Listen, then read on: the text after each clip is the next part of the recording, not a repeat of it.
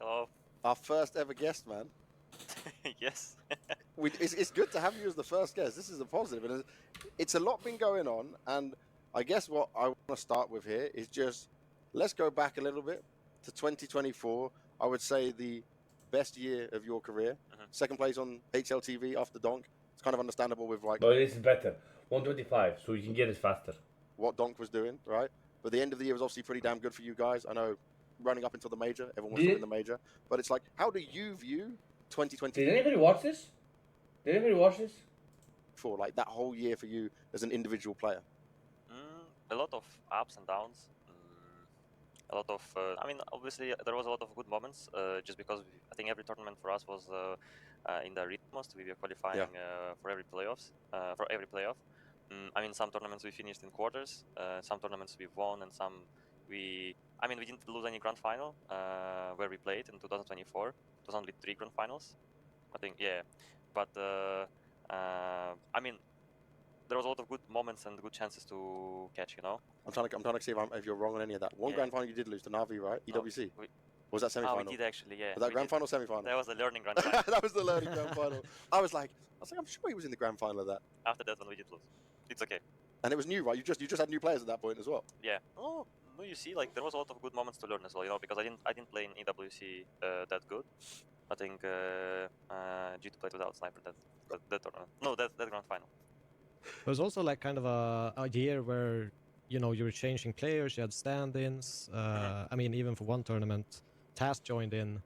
So it's a little bit disruptive, you know, sometimes when you go into these big tournaments and not get to play with your full lineup, essentially, I mean, for a part of that year. Yeah.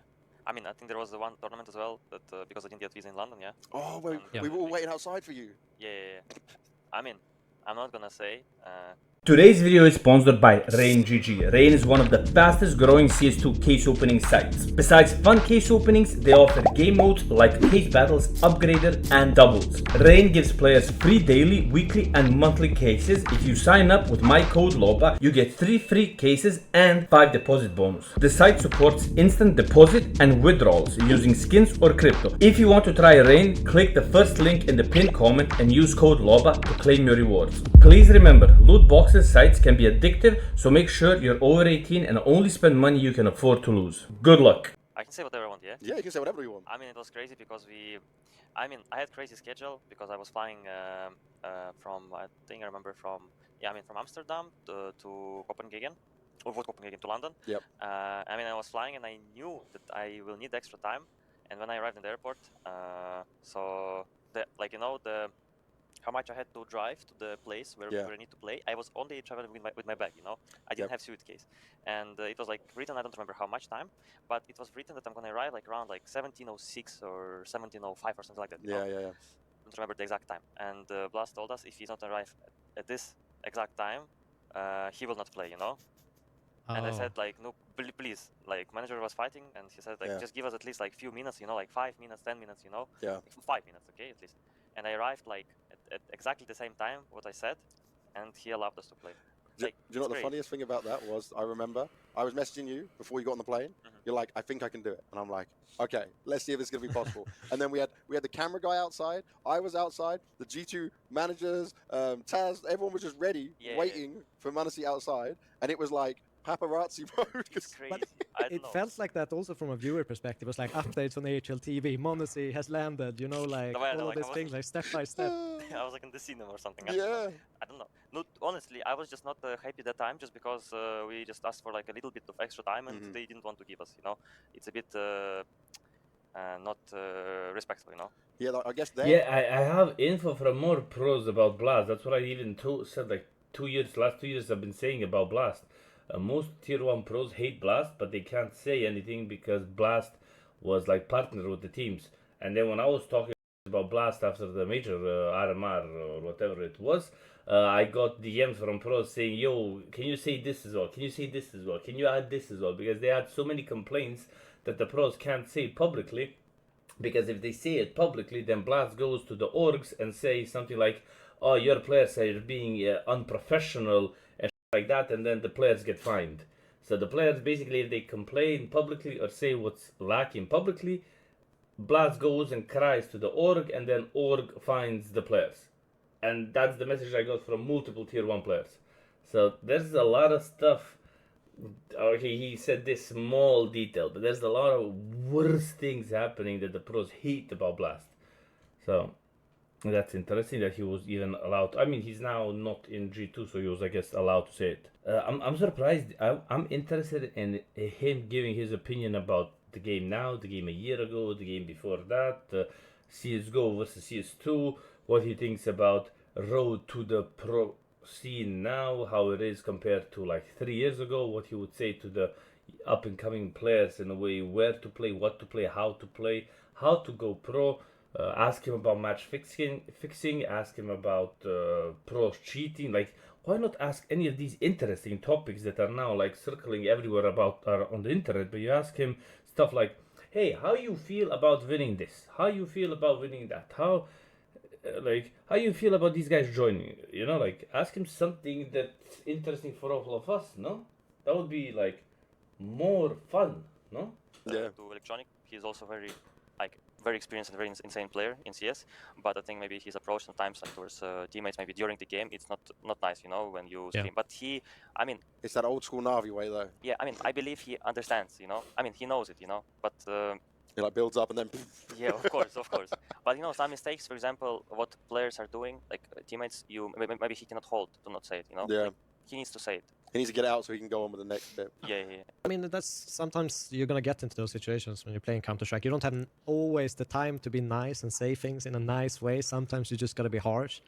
You know, say what you need. And most people, especially if you've played with each other for a while, you don't take offense to that. You just kind of snap into it and, oh yeah, sorry, my bad. You know, let's go. And you forget about it a second later. It always looks way worse when you're looking at like a replay of a camera in a team. Yeah. Than it actually is like when you're playing together. Yeah. I want to make sure we move forward through the G2 stuff because I still want to touch on the Falcons things, and m0NESY's time is very valuable on this as well.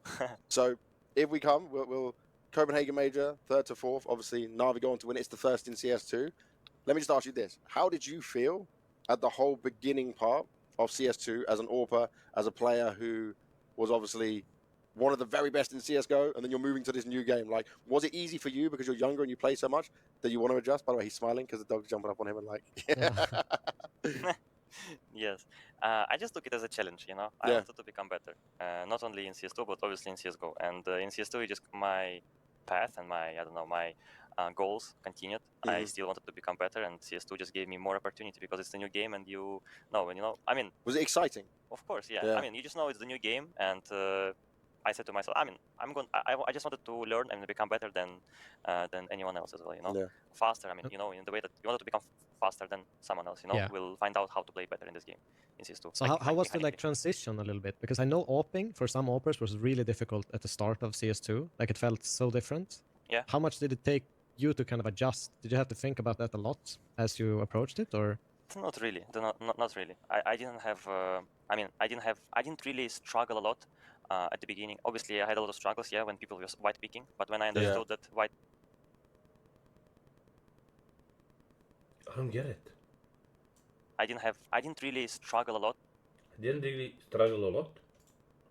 At the beginning. Obviously, I had a lot of struggles, Obviously, I had a lot of struggles. Wait, am I not hearing this good?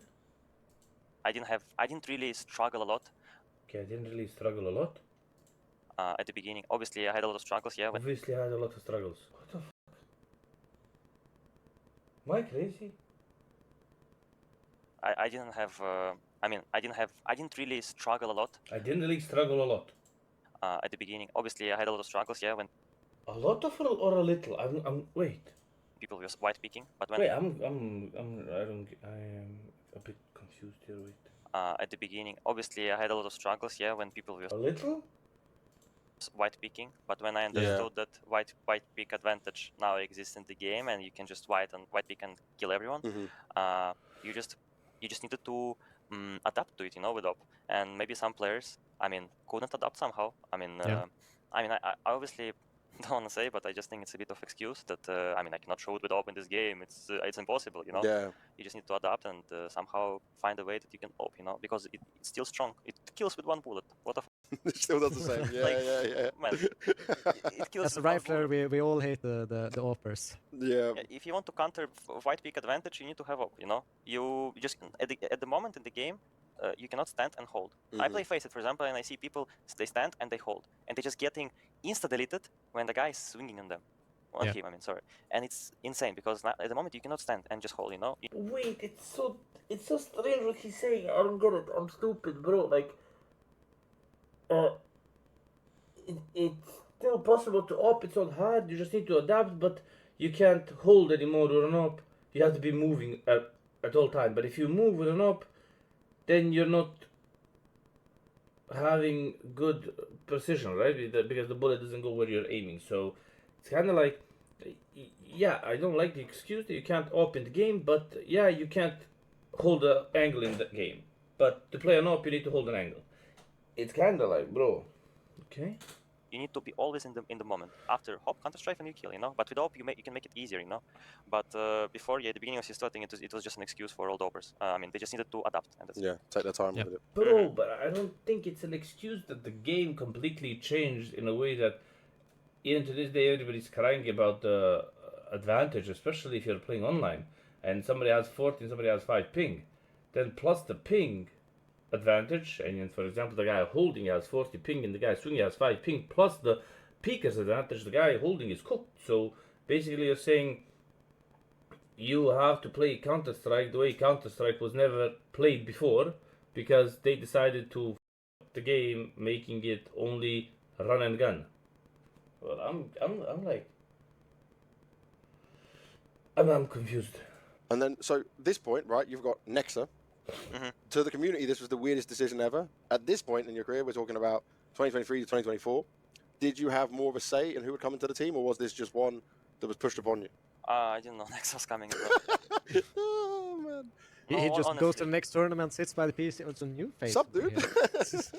Yeah, I mean, but it's also, I mean, understandable, you know, from my perspective, because in 2023, in the end of the year, I also wanted to leave the team. Oh, really? Yeah, because there was a team building up the roster in Cloud9. Wait, this was that moment in, if I'm right, it was when you told me your dream team.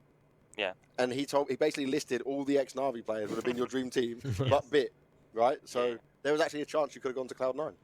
Yeah. Damn. It was I mean, my dream team before was always 2021 Na'Vi, me instead of Simple. And, yeah. Was that you, Simple, Bit? No, me, Bit, Electronic, Oh, no, Perfecto, Simple. and Boomich, yeah. Okay. And, yeah. I thought you might go back to Rifle and let Simple still play. Man, I wouldn't. No. It's like, Simple go, baby go to. I would take his op. Yes. I love that. I mean, I still think that I'm Rifle more than op, to be honest.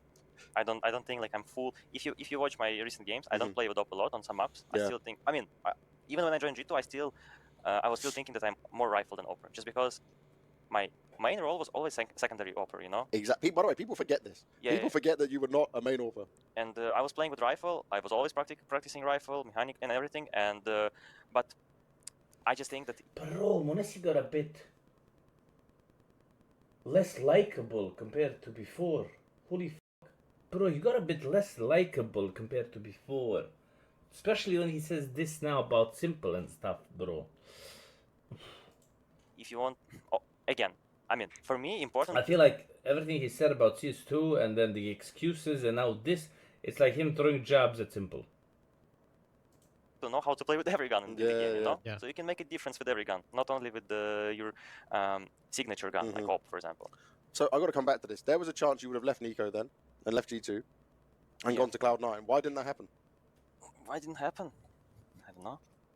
Was it you? Yeah, bro, the interesting topics we don't know without comment, but the stuff like how did you feel about winning a tournament? Oh, my feeling very good, heart, oh, I was shocked, yeah. But then something that's like a bit tickling, you know, like something that we really want to know, some drama, then it's like, I don't know.